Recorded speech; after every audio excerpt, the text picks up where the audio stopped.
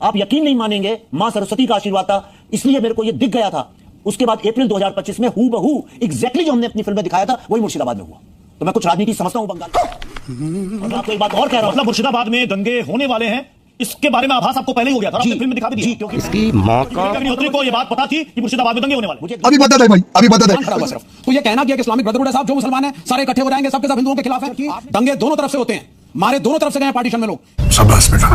मुसलमान दीमक के समान है, उनकी संख्या बढ़ेगी तो हिंदुओं को खा जाएंगे। ये नैरेटिव है संघ परिवार का और इस पिक्चर का जो बनाई गई है। मजा आया। To divide communities. आप बीफ अगर खाते हैं तो जायज, और मुमताज अगर खाएंगे तो साहब उसके लिए दंगे हो जाएंगे। आप कहेंगे नवरात्रों में नॉनवेज खा सकते हो तो जायज, क्योंकि आप हिंदू हैं। ये फंस गया इसलिए। इसके जो है तो भाई आप मिस्ट्री में आप भारतीय हैं कि मुस्लिम हैं? नहीं, आप पहले मुस्लिम हैं, पहले आप क्या हैं? आप, मैं तो भारतीय हूं। मैं भी भारतीय हूं। आप भारतीय हैं? हो गया, आप भारतीय शर्म नहीं आती है कहते हुए कि मैं भारतीय हूं कि नहीं हूं? नहीं, मैं पूछ रहा हूं। क्यों आप पूछ रहे हैं? नहीं, इसलिए आप हैं कौन? Who are you? कैसे आप पूछ सकते हैं मैं भारतीय हूं कि नहीं? कौन है आप? कितना ब्रांड बतिया। ये कह रहे हैं आप कश्मीर फाइल तो बना दिया आपने, बंगाल फाइल भी आप लेकर आए। अगर आप में हिम्मत है तो मणिपुर फाइल बना दीजिए, अगर आप में हिम्मत है तो गुजरात पर फाइल बना दीजिए। दोस्तों, द बंगाल फाइल फिल्म का ट्रेलर लॉन्च हो चुका है, जिसके लॉन्च होने के बाद पूरे देश में बवाल मच चुका है। जी हां, इस फिल्म के डायरेक्टर के ऊपर एफआईआर कई सारी हो चुकी है और पूरे देश में अभी तक उसके ऊपर एफआईआर हो रही है। आज मैं उसी फिल्म के डायरेक्टर का इंटरव्यू दिखाने जा रहा हूं और आपको इस फिल्म की सच्चाई जानने को मिलेगी। मेरे दोस्तों, इस फिल्म को इसलिए ही लाया जा रहा है ताकि समाज के अंदर नफरत फैले। ये जो डायरेक्टर है जिसने द बंगाल फाइल बनाई है, इसी डायरेक्टर ने द कश्मीर फाइल भी बनाई थी और इसी बात को लेकर अब ये फिल्म नफरत फैलाने के लिए आ रही है। इसी वजह से पूरे देश में बवाल मच चुका है और बहुत सारे लोग इस फिल्म के खिलाफ हो चुके हैं। जी हाँ दोस्तों, अभी मैं आपको जो वीडियो दिखाऊंगा उस वीडियो में उस डायरेक्टर का इंटरव्यू आपको देखने को मिलेगा और आपको पता चलेगा कि ये फिल्म कैसी है और लोगों ने उस डायरेक्टर को किस तरह से लताड़ा है। दोस्तों, अभी मैं आपको जो वीडियो दिखाने जा रहा हूँ उसको पूरा एंड तक जरूर देखना और अगर आप मेरे चैनल पर नहीं आए तो चैनल को जरूर सब्सक्राइब करना, साथ में इस वीडियो को ज्यादा लोगों में शेयर जरूर करना। चलिए दोस्तों, पहले आप ये वीडियो देखिए, फिर आकर मैं आपसे बात करता हूँ। पिक्चर चालू करो बे। पहले ताशकंद फाइल्स, फिर कश्मीर फाइल्स, फिर बंगाल फाइल्स। कितनी फाइलें दबा के बैठे हैं आप? देखिए, भारत का आज़ादी के बाद का इतिहास ऐसा रहा है कि हमारे कई सारे सत्य जो थे उनको दबा दिया गया। आपने, पता नहीं, आप तो बड़े यंग लगते हैं मुझे, लेकिन मैं जब पैदा हुआ था तो सारी समस्या थी फाइलों की, आज भी है।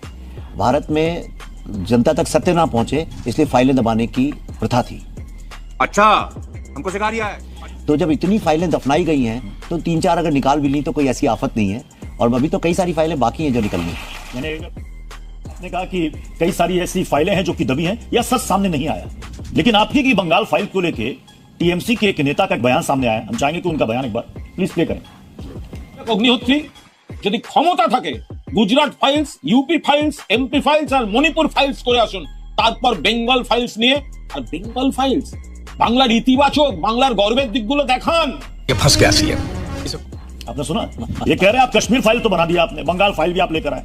अगर आप में हिम्मत है तो मणिपुर फाइल बना दीजिए, अगर आप में हिम्मत है तो गुजरात पर फाइल बना दीजिए। आप वो कह रहे हैं हाथरस पर बना दीजिए, वहां आप नहीं बनाएंगे।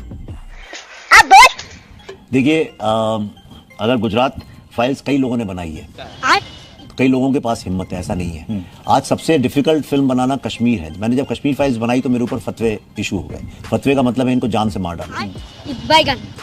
और मुझे लगता था कि इससे अधिक खतरा कोई और नहीं हो सकता है। पर मैं बंगाल में अभी जब गया अपना ट्रेलर लॉन्च करने, तो मुझे तो कश्मीर के लोगों ने भी इतना आतंक नहीं फैलाया, इतना तंग नहीं किया वहां की सरकार ने या किसी ने, जितना कि मेरे को बंगाल में अभी फेस करना पड़ा है।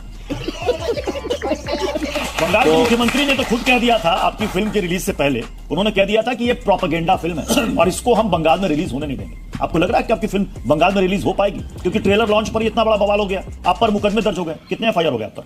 कई सारे हो गए। अभी मैं प्रेस कॉन्फ्रेंस कर रहा था, वहीं मीडिया वालों ने बताया कि आज भी एक आध और हो गए। आज भी एक आध और हो गए। हाँ,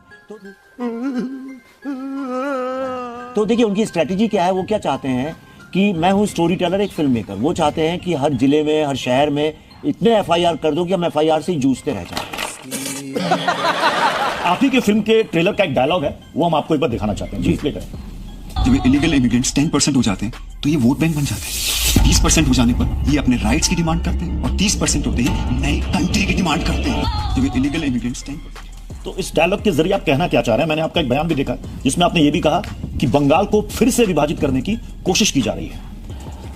बंगाल विभाजित है, साइकोलॉजिकल रूप में, अगर आप मानसिक रूप से अगर देखें उसको, एक इमोशनल रूप से विभाजित है। इसकी माँ का भोल। वहां पे हिंदू इलाके, मुस्लिम इलाके अलग अलग हैं। वहां के जो मेयर हैं कलकत्ता के, पाकिस्तान से कुछ जर्नलिस्ट लोग आए थे, उनको उन्होंने बड़े गर्व से कहा, देखिए आइए आपको हम दिखाते हैं हमारे कलकत्ता में मिनी पाकिस्तान है, और उन्हें दिखाने ले गए। साले को बम से उड़ा दूंगा एक बार हाथ में आ जाए तो।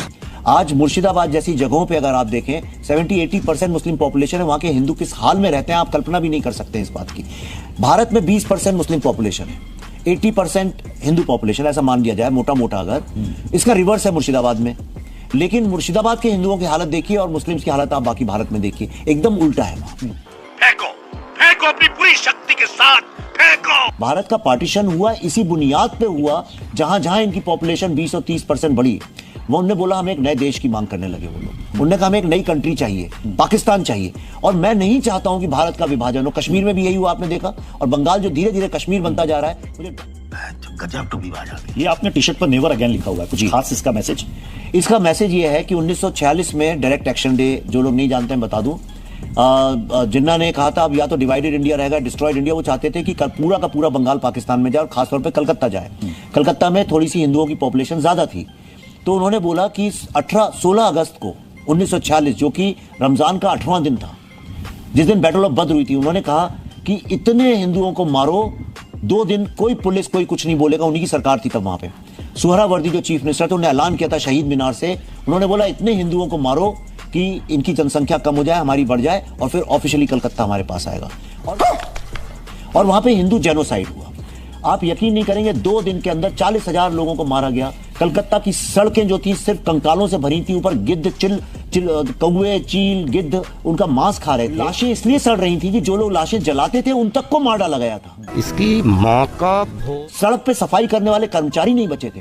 छोटे छोटे बच्चों को उबलते हुए पानी में फेंका गया था। औरतों को नग्न करके, उनको रेप करके, उनकी लाशें जो बुचर्स मार्केट, जो मटन मार्केट होता है, उसमें जहां बकरे लटके होते हैं, उन खूंटों पे उनको लटका दिया गया था बिना कपड़ों के। अभी बता दे भाई, अभी बता दे, अभी तूने गाड़ी में उंगली किया ना, अभी बता दे। देखिए विवेक जी, पहली चीज तो यह है, आपने पाकिस्तान और बांग्लादेश के बारे में बोला अभी कि they are trying to become together, both are Islamic nations. आप मुझे बताइए बांग्लादेश बना क्यों? जब दोनों मुसलमान देश थे, एक ही मुल्क था, ईस्ट पाकिस्तान वेस्ट पाकिस्तान, अलग क्यों हुआ बांग्लादेश? बांग्लादेश इसलिए अलग हुआ क्योंकि इस्लाम अकेला यूनिफाइंग फैक्टर दुनिया में नहीं है, इसको मानिए आप। अगर ऐसा होता तो पैलेस्टीन के लिए सऊदी अरब भी खड़ा होता, जॉर्डन भी खड़ा होता, नहीं खड़े हुए 90% देश, ईरान खड़ा हुआ सिर्फ।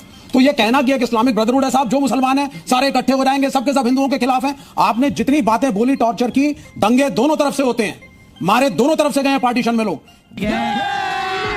अभी मजा आएगा ना भिड़ो।